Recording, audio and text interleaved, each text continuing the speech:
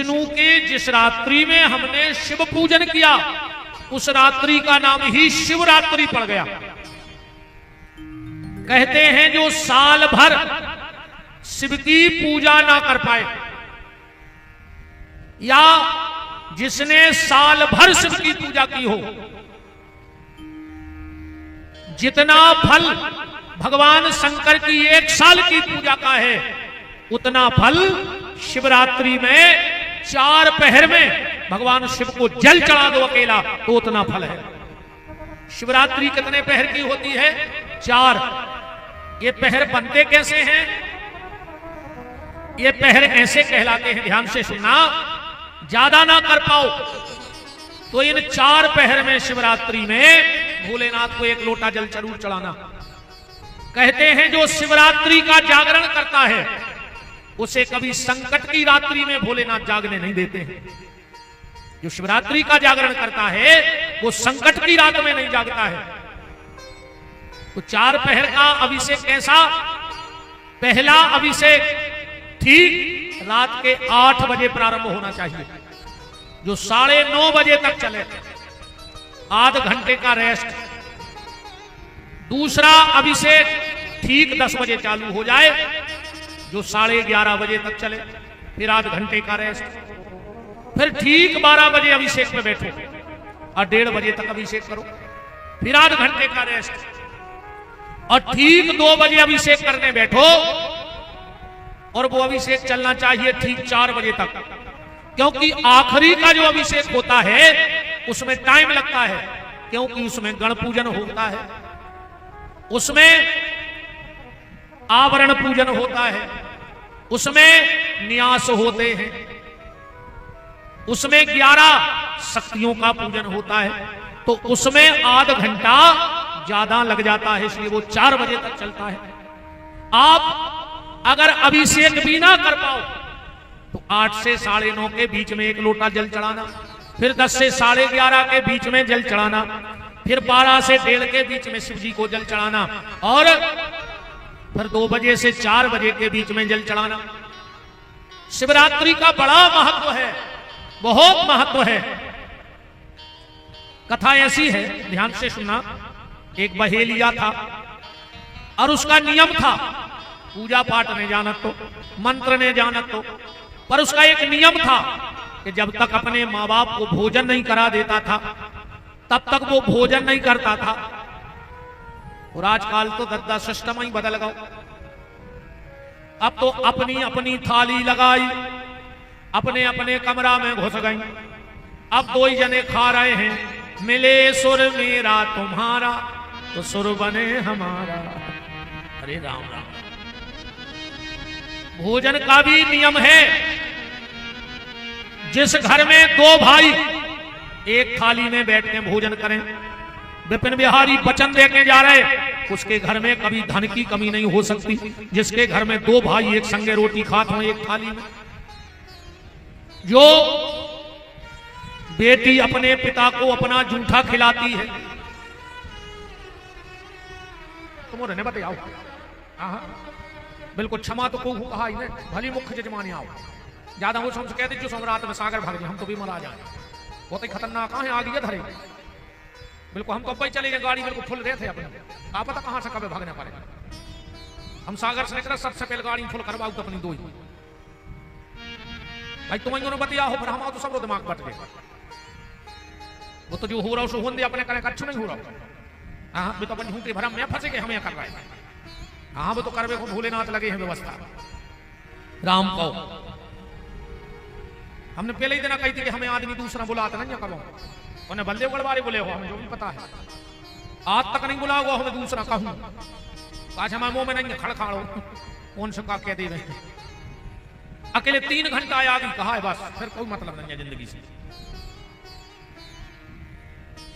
बात चल रही थी, जिस घर में 2 भाई एक थाली में बैठ के भोजन करते हैं उस घर में धन की कमी नहीं होती। जो बेटी अपने पिता को अपना जूठा खिला देती है, कब बिटिया रोटी खा रही हो रे, तुम्हें से एक आध कोरा उठा के खा लियो को झूठो। जो पिता बेटी का जूठा खाता है उस पिता की अकाल मौत नहीं होती है। इन बेटियों में इतनी ताकत है कि ये अपने बाप की अकाल मौत भी तार देते। अब महाभारत पढ़ लियो, हमने घरे नहीं बनाई कथा। महाभारत में भीष्म ने अर्जुन को बताई है ये बात है। और जो पति पत्नी एक थाली में भोजन करते हैं उनके घर में कभी समस्या की कमी नहीं रहे। पति को झूठों ने खुआओ चज्जे, भगवान आए वो तुम आओ ना बेखुदाई खाएंगे, झूठो खावे तुम का करो। कभी भी पति और पत्नी को एक थाली में भोजन नहीं करना चाहिए। हां, जब पति भोजन कर लेवे तो उसकी थाली में पत्नी भोजन करे। और एक बात और हमारी ध्यान से सुन लियो, उन पति पत्नी का जोड़ा भगवान शिव और पार्वती की तरह होता है। उन पति पत्नी में बड़ा प्रेम होता है। बहन जी हरो तुम्हें भगवान ने कितना पैसा दे दो, तुम्हारे घर में 10-20 नौकर लगे हुए पर दो काम तुम ही करियो, वो अकेला ने नौकरों से न करवाइयो। का पति की जूठी थाली पत्नी को ही धो चाहिए। जो पत्नी पति की जूठी थाली अपने हाथों से धोती है उसे एक यज्ञ का फल मिलता है। एक यज्ञ कर ले, चाहे पति की जूठी थाली धो ले। और दूसरा, पति के अधो वस्त्र माने बिल्कुल हम साफ ही कहते हैं चड्डी बनियान पत्नी को ही धोने चाहिए। भले तुम्हारे घर में कपड़ा धोने वाली लगी हो, बर्तन वाली लगी हो, अब थाली भी बर्तन वाली धो रही तो प्रेम बढ़त है, सो ये सोने हो जाए। अब समझ गए कि क्या ही था, आओ हम तो कहे हैं ऐसो न हो कि बर्तन वाली भीतर वाली और भीतर वाली बाहर वाली। ध्यान रखियो, पति भोजन करे उस थाली को तुम धो। और सुनो, व्यक्ति को भी इस चीज का ख्याल रखना चाहिए, उसके चड्डी बनियान सिर्फ पत्नी को धोने का अधिकार है और किसी से नहीं धुलवाने चाहिए। स्वयं अपने कपड़े धो अगर पत्नी नहीं आ तो पास में। और वो व्यक्ति जिंदगी में सबसे दुर्भाग्यशाली है। बहुत मार्मिक बात सुन लियो, वो व्यक्ति जिंदगी में कुछ नहीं कर सकता, वो खाना गान जुरा ही नहीं सकत जो ये गलती करे। कितना भजन करत होए, कितना तीरथ, कितना दान पुण्य, कितना परिश्रमी होए, कितना पुरुषार्थी होए, कभी भी अपना अधो वस्त्र, अब अधो वस्त्र से तुम्हारे समझ में नहीं आए, मेरे को देहाती भाषा कर रहा है, अपनी चड्डी, कई आदमों की आदत है कि चड्डी धोई निचोई और वही से मुंह पोंछ लाओ। कई आदमों की आदत है वही से मुंह पोंछत निचोके। उसकी किस्मत की रेखाएं भाग्य की दब के दुर्भाग्य में बदल जाएंगी। और ने मानो हमारी बात तो 21 दिना तक रोज उठो, चड्डी धो, निचो और 21 दिन रेगुलर अपनो मुंह पोंछ लेती। अरे तुम्हें पता पड़ जाए कि विपिन बिहारी सांचो है कि झूठो है। हमारी कथा तो बिल्कुल ठोक बजा के हैं या सुनो। आहा जब कर लियो, जब भोगियो, जैसे ए बेटा अच्छी बैठ लो, जगदम बाहर है।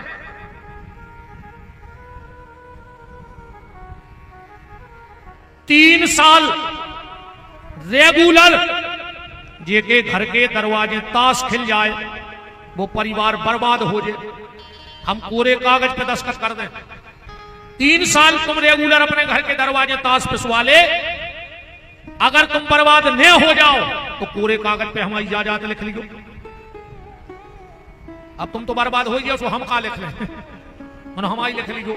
इतनी बड़ी बात कह रहे मंच पे गरज के, और खबर कर ले जे के दरवाजे ताश खिलत हो की कागज भाई है। सांच खुआच नहीं, अगर तुमने गांव देहात के बैठे हो तो हर गांव में एक ठिकानों रहे थे ताश खिलवे को, कि उनके ते खिलत है। और अब करो खबर कि उनकी क्या हालत है। तुम तो हमारी बात झूठी करो, ठाणे हो जाके महाराज हमारे गांव उनके घरे खेल 10 साल से और व्यवहारी सुखी है। जिंदगी में घर के दरवाजे ताश ने पसंद दियो, और हो सके तो ताश की गड्डी घर में ने धरी। कलयुग को पहलो लक्षण आए ताश। कलयुग को पहलो स्थान कहां दो? भागवत में दूतम पानम स्त्रिया सूनम, भागवत को श्लोक। जहां ताश खेलन लगे उते जाके रहने लगो। बात समझ में आई बहन जी हरो? पति की थाली खुद धोने, दूसरे भगवान के पूजा के बर्तन तुम ही धोएंगे। भली तुम्हारे घरे बर्तन बारी आवे, पर जितने ठाकुर जी के बर्तन हैं वे अपने हाथ से साफ करो। हमारों की भाषा में तो कही जाते अमनिया, हमारों में धोबो नहीं कहते, साफ करबो नहीं कहते। महात्माओं की भाषा है जाओ जो लोटा ले जा सो अमनिया कर ले आओ, माने धो ले आओ। हमारों की भाषा है अमनिया, जाओ बर्तन अमनिया करो सेवा के। पर अब तुम्हारे से हम कह दे के अमनिया कर लीजिए, से तुम्हारे ढूंढत फिर के जो अमनिया कया है। इस तुम्हारी भाषा में पति के बर्तन खुद धो और ठाकुर जी की सेवा के बर्तन भी तुम ही धो, और पति के चड्डी बनियान तुम ही धो के डालो। फिर देखो पति पत्नी में प्रेम। अन्ना फिर समझ गई हमने कहा कही सो भोग जो भरो में विपिन बिहारी की कोई गलती ने कहा। ठीक, तो भोजन का नियम है। कथा में कहा हते एक बहेलिया हतो, पूजा पाठ ने जानत तो, पर जोनो माँ बाप को भोजन ने करा दे तो, जोनो भोजन ने करत तो। और आज के लड़का आज से 25 साल 30 साल पहले चलो लौट के, या जो तरक्की भाई है जब 25-30 साल की आए, एक पहले बहुत गरीबी हती के नहीं हती, जब 30-35 साल को सब लोग खेले आया भाई। जब रामानाथ थी, जब ये काट टीवी रहती है काद गांव में, अब घर में 6 कमरा है तो 12 टीवी कसी है। बोलो, पहले अगर दहेज में कोनों को साइकिल, रेडियो और एचएमटी की घड़ी मिल गई तो पूरे इलाके में हल्ला हो जाता। तो भज्जा साइकिल मिली है और रेडियो मिलो, पूछो सियानो से, और एचएमटी की घड़ी, पहले एचएमटी की घड़ी की भारी कीमत है।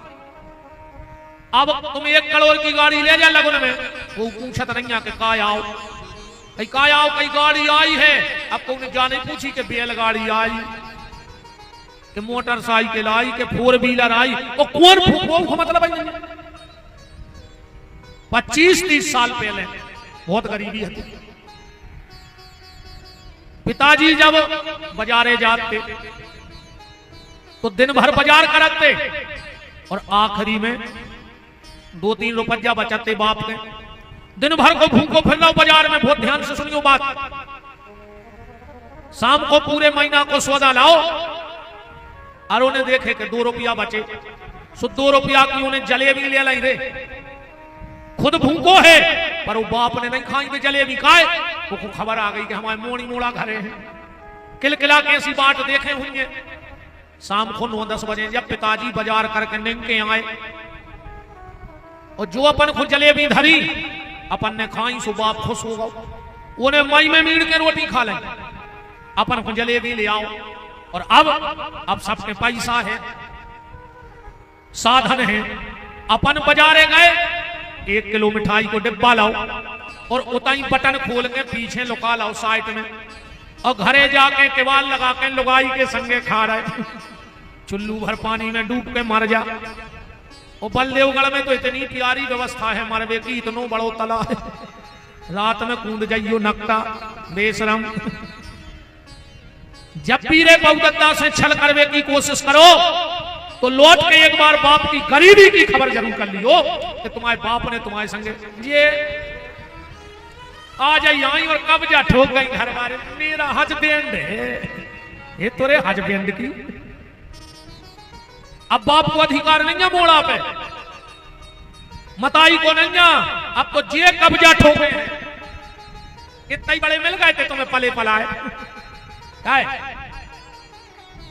इतने ही बड़े मिल गए थे तुम्हें पले पलाए नहीं। कबों बंगे के थे सास ससुर से तुमने का करो। अगर सास ससुर ने कछु ने करो हो तो जे तुम्हारे संज्ञा की जाई सी फिर रहे होते बलदेवगढ़ में मार जाते, सब भूल जाती। जो अटारियों में रह रही हो, ये बाहनों में बैठ के घूम रही हो, जो 20 तोला सोनो पे रहे हो, जो नहीं बहुदत्ता ने पेट काट के यहाँ तुम्हें धर दाओ। सो आज तुम्हारे हस्बैंड हो गए और बहुदत्ता के कछु न हो पाए। ने कहा यार काय आरती फैल रही नहीं चुन्नी ने चढ़े ना भी हम घाटा लग जाए 200-500 को नहीं हाउ लग जान दे ने चढ़ा जो ऐसे खराब के हैं बैठी भगवा करना वो बहेलिया शाम को घर आया और अपने मां बाप से बोला कि तुमने भोजन किया कि नहीं किया। हम तुम्हें शिवरात्रि को महत्व बता रहे भोजन किया कि नहीं किया। मां बाप बोले कि बेटा तुम कछु ले आई नहीं तुम आज शिकार खेलवे नहीं गए। उसने कहा रुक जाओ तुरंत धनुष बाण उठाया। अब उन्हें सोची रात में तो कहूं जानवर मिले हैं तो कौन तालाब के किनारे जा रहे कोई भूले भटके पानी पीवे आ गए जानवर एक आध हिरन मान ले जो गौरे सुबेल को पेड़ो लगो तो तालाब के किनारे वो कहने से बैठे थे शंकर जी ये ने नहीं देखे कि शंकर जी आए जो तो चढ़ गओ बेल पे और शिकार की तलाश में बैठ गओ। उसी समय उस बहेलिये ने क्या देखा कि एक हिरनी पानी पीवे आई। बहेलिया ने बाण निकाला सुबेल पत्री के कछु पत्ता टूट के शंकर जी की पिंडी पे गिर गए। जैसे ही बाण मारने लगा हिरनी बोली बहेलिया रुक जाओ मुझे मत मारो मेरे 4 बच्चे हैं घर में। अच्छे ते आदमी तर्क करत है कि महाराज हरे कछु भी दाएं रहे जानवर भी कोई बोला पहले बोला तेरे सतयुग के द्वापर के उतरे ताके बलराम जी ने श्राप दे दी वो दिन से जानवर बोला तो है पर उनकी समझ में नहीं आ रहा। अच्छा फिर अपन से काय नहीं बोला तुमसे ऐसे नहीं बोला कि तुम्हारे कर्म इतने नोने हैं कि तुमसे सगो भज्जा नहीं बोल रहा हूं तुमसे गांव के कुत्ता बोलन लगे काय ऐसे बनो तो रे देवरानी से जेठानी नहीं बोल रही जेठानी से देवरानी नहीं बोल रही अब तुमसे बिलाएंगे बोलन लगे घर की गाय ऐसी बनो तो क्या आदमी तुमसे बोलवे तर से यार हमसे ये 2 ही बातें कर लेते।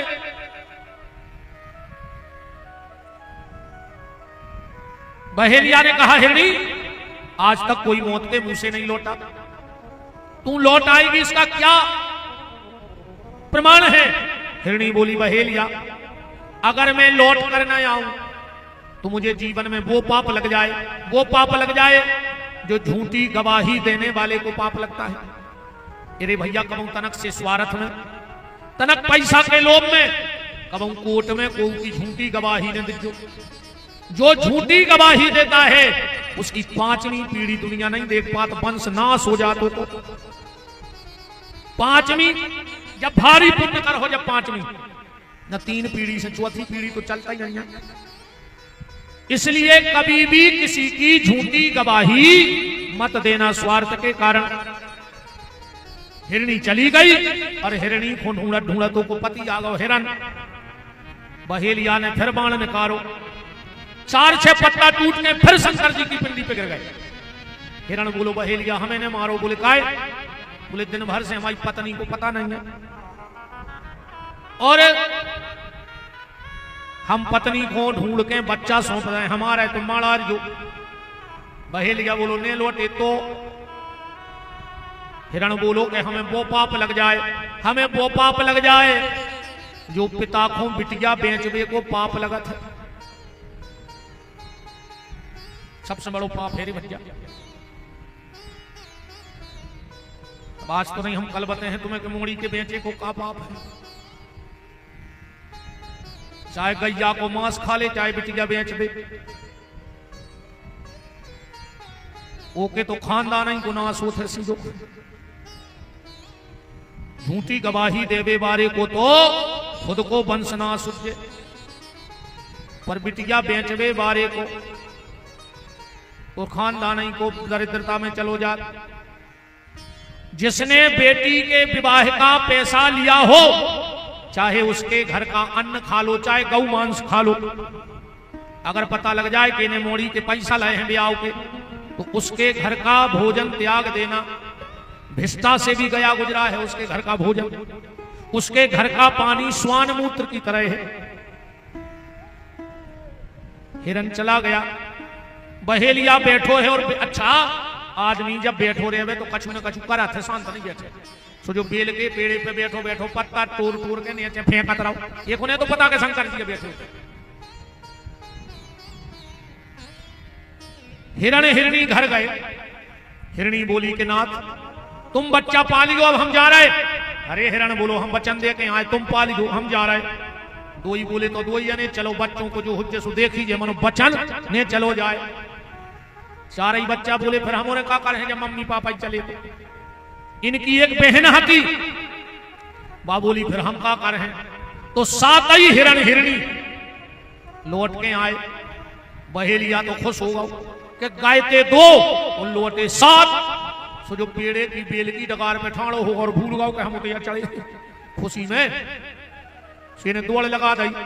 दौड़ लगाई, सब पेड़े की डगार पे दौड़ लगे। उसको कहां गिरो सो जो गिरो सो कमर में बांधे तो पानी की छागल। सो पेले बाद छागल टूट के गिरी शंकर जी पे। सो शंकर जी पे जल चढ़ गओ। कछु बेल पत्री गिरी और ऊपर से जो गिर पड़ो।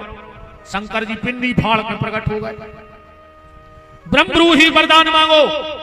बहेलिया बोलो काय को वरदान? बोले तुमने हम पे पूरी रात बेलपत्री चढ़ाई और आज शिवरात्रि है।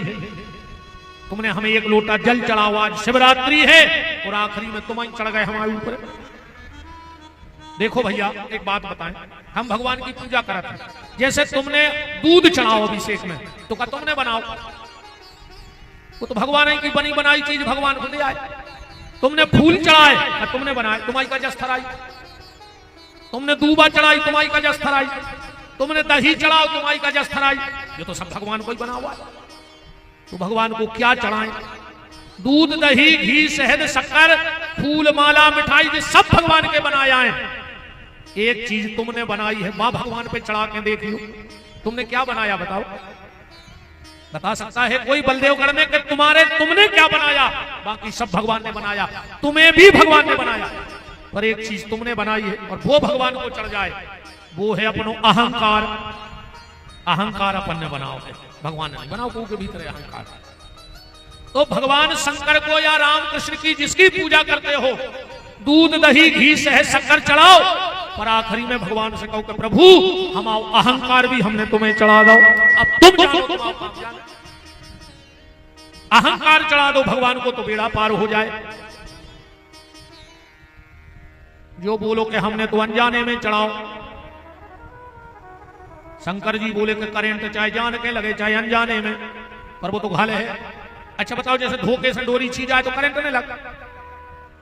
जैसे कोनो धोखे में जहर पी ले तो मर है ने मर जाए, ऐसा ही भगवान को नाव है।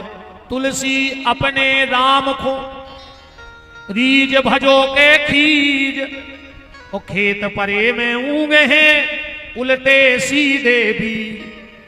भगवान बोले बहेलिया मैं तुझसे बड़ा प्रसन्न हूं, जाओ मैं तुम्हें वरदान देता हूं। तुमने मेरी पूजा की है, इसलिए त्रेता में तुम केवटों के राजा निषाद बनोगे। कौन बनोगे? केवटों के राजा निषाद बनोगे। और भगवान श्री राम तुम्हें अपना मित्र बनाएंगे, क्योंकि तुमने मेरी पूजा की है। और उन 7 हिरण हिरनियों से कहा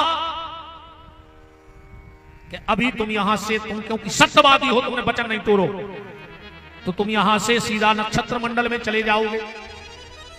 और जब सृष्टि का निर्माण होगा तो तुम 7 के साथ इस धरती पे सप्तऋषि बन के आओगे, और तुम्हारी सप्तऋषियों से सारे संसार की उत्पत्ति होगी। यहां 7 ही गोत्र हैं, सप्तऋषियों के 7 गोत्र हैं। फिर गोत्र ऐसे बटत गए कि जैसे कोनो ऋषि के 2 बेटा तो उनके गोत्र अलग अलग हो गए, पर 7 गोत्रों के अलावा मूल में 8वां गोत्र नहीं है। उस निषाद को, बहेलिया को निषाद होने का आशीर्वाद दिया। अभी हम दम्मू भैया के संग गए थे, पंकज जी हते सब, तो चर्चा हो रही थी कि केवट समाज की उत्पत्ति कहां से है। हमने इनसे पूछा बताओ, बोले गुरुजी आज तक पता नहीं है कि केवट बने कहां से है।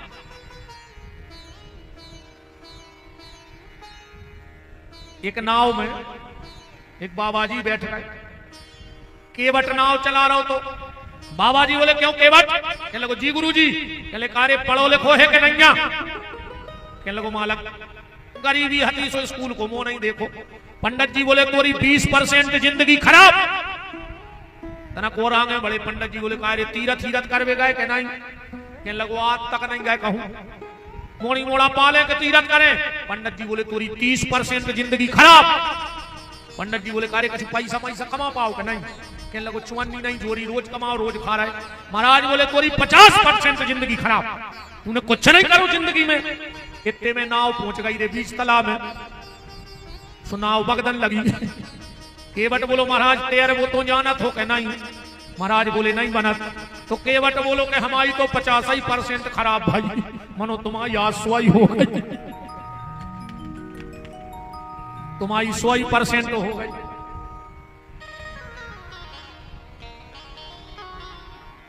दुनिया को पेलो बाहने सो है जो उल्टो चलत है। पेलो बाहन नाव कहाओ कि जियाए खो जाते ड्राइवर माई को पीट करके बैठा थे कि नहीं बैठा। अब तुम बस वाले से कहो कि जियाए को बस चल रही पीट करके चलत जो मार जे के नहीं मार। नाव छोड़ के एक वाहन ऐसो बता दे जो पीट दे के आगे को बड़े। पर नाव एक ऐसो वाहन है कि जियाए को नाव जो वो माई को पीट करे। और आज तक नाव और नाव को एक्सीडेंट नहीं हुआ।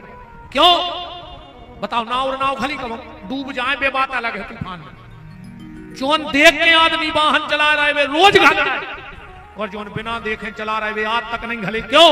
क्योंकि उस नाव वाले को पता है कि करते हो तुम कन्हैया मेरा नाम हो रहा है। कैसे कि पतवार के बिना ही मेरी नाव चल रही है। हैरान है जमाना मंजिल भी मिल रही है। अच्छा जितनी मजाक रामायण में केवट ने कर दी राम जी से उतनी को नहीं कर पाओ। जितनी मजाक केवट ने कर दी इतने तक की केवट राम जी से कह रहा है। जब लक्ष्मण जी ने कही कि भैया को पार कर दे हमारे। केवट बोलो तुम्हारे भैया को खतरा है। बोले का? केवट कह रहा हूं मालक कि नारी न बन जाए नाव की। हमने सुनी है कि तुम्हारे भैया के पांव में वो जादू है कि जोन पथरा पे परसु नारी बन जात। मालक में गरीब आदमी कहूं बोले नाव पे पांव धरो लुगाई बन गई तो। लक्ष्मण जी बोले सो तो राख लिए। मान के चलो हमारे भज्जा ने नाव पे पांव धरो वो नाव की नारी बन गई तो ते दो राख लिए। केवट बोलो मालक पढ़े लिखे तो नहीं है पर बाबा बैठत रहे थे नाव में सो सत्संग बहुत करो है। श्वेत तो हमें ज्ञान है। बोले कि तो का कह रहा हो केवट कि एक ही ना को दम कर राखे और दूजी खो फिर कौन समारे। ये कहीं तो प्राण ले रही जोन खड़े है और तुम कह रहे दो राख ले। और केवट बोलो कि चित्र के तू घर नारी हजारा और देविस पुत्र मारे ते डारा। तो केवट बोलो मालक तुम्हें खराब नहीं लगे तो एक बात करें। राम जी बोले बताओ क्या कह रहा हो केवट। जब लक्ष्मण ने कही कि दो राख ले तो केवट कह रहा है कि राम कहत मोरे डर भारी और राम तुम्हारे 3 मतारी। तुम हमसे क्या करे कि दो राख ले। तुम्हारे बाप ने 3 करी थी सो तुम ये फिर लाए। अब हमारे मोड़ी मोड़ा कहां फिर हैं दद्दा कि राम कहत मोरे डर भारी और राम तुम्हारे 3 मतारी। दशरथ के कई ब्याह न लाते तो कहो राम कैसे बने आते।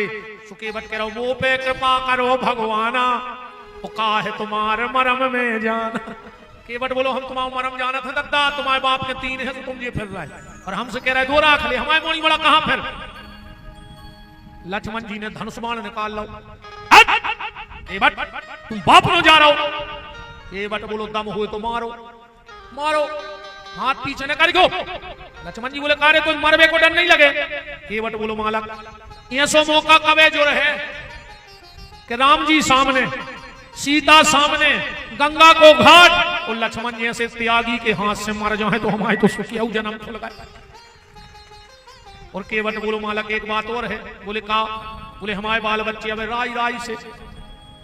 लक्ष्मण जी बोले सो।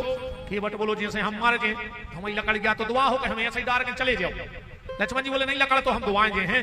केवट बोलो तो तुम्हें जो भी पता हो जे कि जे को लकड़ क्या देते वही मूड़ मुड़वाऊ,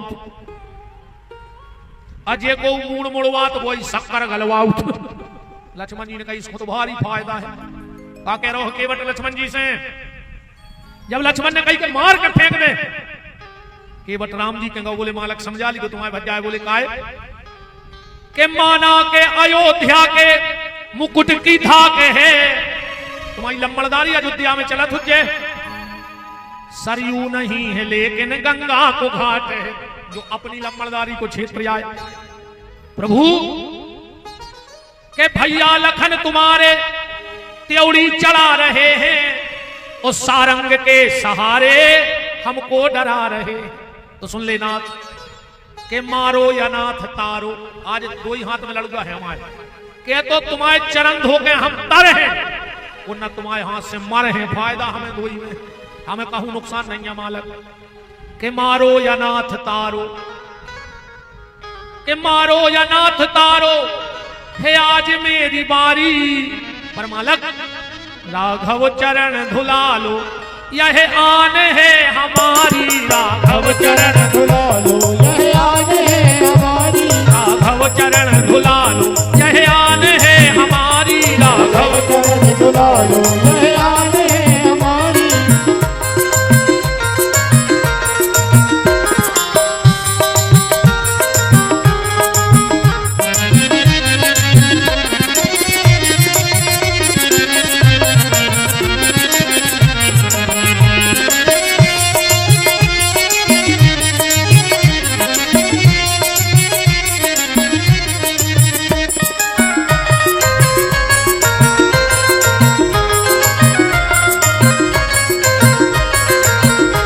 राघव चरण धुला लो, यह आन है हमारी। राघव चरण धुला लो, यह आन है हमारी। राघव चरण।